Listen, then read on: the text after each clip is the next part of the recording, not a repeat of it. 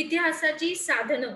आता आपण पुढच्या विभागात प्रवेश करतोय. चला तर. आता आपण थोड्याशा अजून विस्तारितकरणाकडे जात आहोत आपल्या इतिहासाच्या साधनामध्ये. ते म्हणजे दृकश्राव्य साधनं. तर ह्याच्यामध्ये कशा-कशाचा समावेश होतो? तर दूरदर्शन, चित्रपट, आंतरजाल इत्यादी माध्यमांचा दृकश्राव्य साधनं ह्याच्यामध्ये समावेश होतो. तर आता आपण बघतोय. आता अजून आपण आतमध्ये शिरतो ह्याच्यामध्ये. नीट लक्ष द्या सगळेजण. नीट लक्ष तुम्ही द्या. माझ्याबरोबरच राहा तुम्ही. कारण उपक्रमात जशी माहिती दिलेली आहे, त्याप्रमाणे मी तुम्हाला स्पष्टीकरण देत आहे. आणि त्या स्पष्टीकरणामध्ये मी सगळी फोड करून सांगते. त्याच्यामुळे अगदी नीट लक्ष द्या बाळांनो. सर्व विद्यार्थी मित्रांनो, चला. विविध देशी, परदेशी वाहिन्या. तर मग ह्याच्यामध्ये काय-काय येतं बघा. इथं दिलेलं आहे तसं आपल्या अभ्यासपाठामध्ये की हिस्ट्री चॅनल डिझाईन्स म्हणजे त्याच्यामध्ये फिल्म आपण उदाहरण हिस्ट्री चॅनलचं घेऊया. हिस्ट्री चॅनलमध्ये काय असतं की पुरातत्व विभागामध्ये अजून काही खाचखळगे किंवा अजून काही दाखवायचं असेल तर त्याच्यावरची चित्रफिती, त्याला इंग्रजीमध्ये डॉक्युमेंटरी म्हणतात, तर ते दाखवण्यात येतात. तर त्याच्यासाठी काय आहे बघा, film and television institute of India, बरोबर. म्हणजे भारत सरकारनं पुणे येथे 1960 साली काय केलंय, भारत सरकारने पुणे येथे 1960 साली लोकशिक्षण देण्याच्या हेतून हा film and television institute of India या संस्थेची स्थापना केली आहे. आपल्यासाठीच केलेली आहे. त्याच्यामध्ये कोणते कोणते विषय हाताळण्यात येतात किंवा कोणत्या घटकांचा समावेश येतो, कोणते विषय नमूद केलेले आहेत, तर राजकारणातले, समाजकारणातले, कला, क्रीडा, संस्कृती आपली या विविध क्षेत्रावरील महत्वाच्या घटनांवर वृत्तपत्र वृत्तपट इंडियन न्यूज रिव्ह्यू या संस्थेने तयार केलेला आहे, बरोबर. तर समाजाचं नेतृत्व करणाऱ्या व्यक्ती, देशासाठी योगदान देणाऱ्या व्यक्ती आणि महत्वाच्या स्थळांची माहिती देणारे अनुभव पट. मी तुम्हाला आता सांगितलं ना, थोड्या छोट्या छोट्या चित्रपट, चित्रफिती, अगदी थोडक्यात म्हटलं तर अनुभवपट आणि चित्रफिती दाखवतात. म्हणजेच त्याला इंग्रजीमध्ये डॉक्युमेंटरीज म्हणतात. काही वेळा काही चित्रपटांच्या अगोदर काही असे छोटेसे काही उपक्रम किंवा छोटासा एक अनुभवपट दाखवला जायचा चित्रपटगृहामध्ये. तर त्याच्यामध्ये ह्याचा समावेश होतो. मग ते कशावरही असेल, राजकारणावर असेल, कला क्रीडांवर असेल. उदाहरणार्थ आता क्रीडा क्षेत्रामध्ये आपले जे माजी जे क्रिकेटवीर आहेत त्यांचा एक छोटासा पराक्रम, त्यांनी किती सिक्स मारले, किती चौफेर मारले, तर त्याच्यावरती एक छोटीशी अनुभवपट तो दाखवला जाईल. लक्षात आलं? पुढे जाऊया. आधुनिक भारताचा इतिहास अभ्यासण्यासाठी हे वृत्तपट आणि अनुभवपट हे अतिशय महत्वाचे मानले जातात. त्याच्यानंतर आतापर्यंत आपण आधुनिक भारताच्या इतिहास लेखनासाठी उपयुक्त असणारी काही साधनं बघितली. आता आपण 21व्या शतकाचा हा काळ इतका बदलत आहे की त्याची साधनं सुद्धा अपुरी पडत आहेत. बघा, नीट लक्ष द्या. खूप साधनं येत आहेत, इतकं नवीन नवीन तंत्रज्ञान सुधारित, आणि आपण ते वापरतोय, आपण ते आपल्या जीवनामध्ये त्याचा संपूर्णपणे आपण फायदा पण करून घेतोय, सुखसुविधा घेतोय, पण ते अपुरी पडते. कारण आता स्वाभाविकपणे नवीन साधनं पुढे येत आहेत. उदाहरणार्थ घरगुती टेलिफोन, ते आपला भ्रमण ध्वनी म्हणजे काय, भ्रमण हे आपला मोबाईल, आपण इंग्रजीमध्ये त्याला बोलतो. तर ह्याचा प्रवास इतका जोरात चाललाय की टेलिफोन आपल्या घरामध्ये लागले जायचे, आणि त्याच्यानंतर मोबाईल शिवाय तर आता आपलं पान हलत नाही. म्हणजे मोबाईल हा आपल्या हातामध्ये असतोच. तर आता विद्यार्थी मित्रांनो, ह्याच्यामध्ये मला एक तुम्हाला सांगायचं आहे की मधी याच प्रवासात एक पेजर नावाचं साधन आपल्या संपर्कामध्ये आलेलं. साधारणार्थ आपल्या माहितीप्रमाणे 1998 ते 99 च्या दरम्यान ते आलेलं. म्हणजे 96, 97, 98, 99. या दरम्यान ते आलेलं.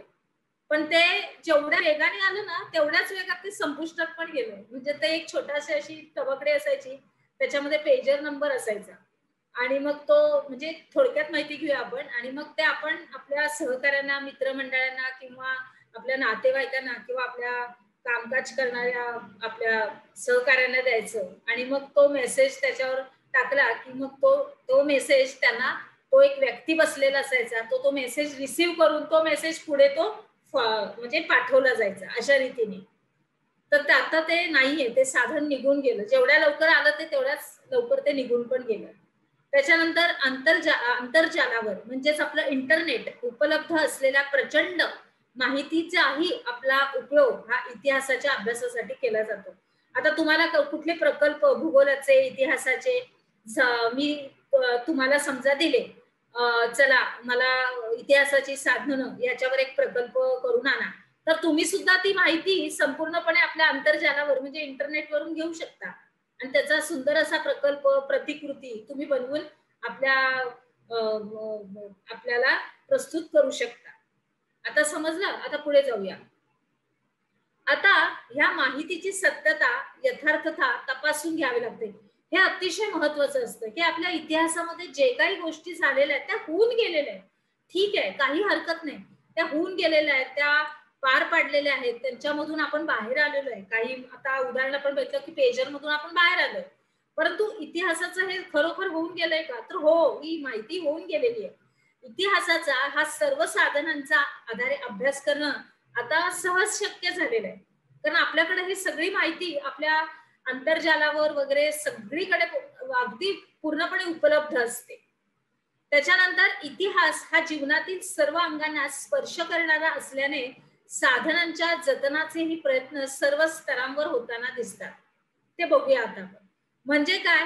तर आपल्या जवळ जी साधनं आहेत, आपल्या जवळ जी माहिती आहे, आपल्या जवळचे जे प्रकल्प आहेत, आपल्या जवळच्या ज्या वस्तू, वास्तू, जे काही अवशेष आहेत, काही रचना आहेत, त्या आपण जपून ठेवायला पाहिजे. अगदी बरोबर? लक्षात आलं? चला तर पुढे जाऊया. तर 1977 मध्ये भारत सरकारने जाल कुपर हे टपाल तिकीट प्रसिद्ध केलं. जाल कुपर हे टपाल तिकीट या जागतिक पातळीवरचं एक अभ्यास होतं. आपण आता नीट लक्ष द्या. तुम्ही पहिल्यांदा माझ्याबरोबर राहा. असं आहे की हे बघा, आपल्या अभ्यासक्रमातली माहिती जी आहे त्याप्रमाणे आपण तो अभ्यासामध्ये शिरत जातो. तर इतिहासाच्या साधनामध्ये ह्याचा पण समावेश आहे. तेव्हा प्रत्येक गोष्ट जी अभ्यासक्रमात आहे ती आपल्या उपक्रमात आहे आणि उपक्रमाद्वारे माझ्या स्पष्टीकरणाद्वारे सगळे मुद्दे स्पष्ट केले जातात. तेव्हा तुमचं लक्ष असणं हे अतिशय महत्वाचं आहे. चला तर आपण आपल्या अभ्यासाकडे परत जाऊया. मुंबईत बघा, पारशी कुटुंबात जन्मलेल्या कूपर यांनी इंडिया स्टॅम्प जर्नलचं संपादन केलं आणि मग त्यांनी भारतातील पहिला टपाल तिकीट संग्राहक ब्युरोचे ते संस्थापक झाले. बरोबर आहे. त्याच्यानंतर त्यांनी एम्पायर ऑफ इंडिया फिलाटेलिक सोसायटीची सुद्धा स्थापना केली आणि या विषयावर पुढे त्यांनी काही पुस्तकं पण लिहिली. ह्या व्यक्तीने, पारशी कुटुंबात जन्मलेल्या ह्या कूपर या व्यक्तीने हे सर्व काही संशोधन केलेलं आहे आणि ह्या छंदाला त्यांनी शास्त्रीय स्वरूप भारतीय टपाल तिकिटांचा अभ्यास जागतिक पातळीवर नेण्यात त्यांचा फार मोठा असा सहभाग आहे. त्याच्यानंतर त्यांनी टपाल तिकीट संग्राहक अशी कारकिर्दीची सुरुवात करून जागतिक पातळी गाठणाऱ्या कूपर यांचं हे योगदान आपल्याला कसं समजतं, तर त्यांच्यावर काढलेलं टपाल तिकीट हे एक महत्वाचं साधन आहे. बघितलं म्हणजे आपण आज ह्या कूपरांनी काढलेल्या जे संशोधन केलेलं आहे ते सुद्धा आपण त्यांनी संशोधन केलेल्या त्या इतिहास जमा टपाल तिकिटावरूनच आपण त्यांचा हा इतिहास आज समजून घेत आहोत. आलं आता लक्षात? म्हणजे आपण तुम्ही आणि मी तुम्हाला जे आपण शिकतोय, मी तुमच्या बरोबर आहे, तर हे सुद्धा आपण कसं बघतोय की ते इतिहासात ठेवलेलं आहे. म्हणून आज तुम्ही आणि मी दोघं जण मिळून त्यांचा अभ्यास करतोय, ते वाचतोय की बाबा हे कोण होते, त्यांनी कसलं टपाल टपाल तिकीट काढलेलं, ते कसले संस्थापक होते. आता आलं लक्षात? चला तर पुढे जाऊया. आता आपला प्रश्नोत्तरांचा विभाग. आधुनिक इतिहासाच्या साधनातील दृकश्राव्य साधनं स्पष्ट करा. भारत सरकारने कोणत्या संस्थेची स्थापना केली? कोणते साधन वेगाने येऊन लगेच संपुष्टात गेले? त्याच्यानंतर कुपर यांनी कशाची स्थापना केली? चला तर मग आता आपण लवकरच दुसरी माहिती घेऊया पुढच्या विभागात.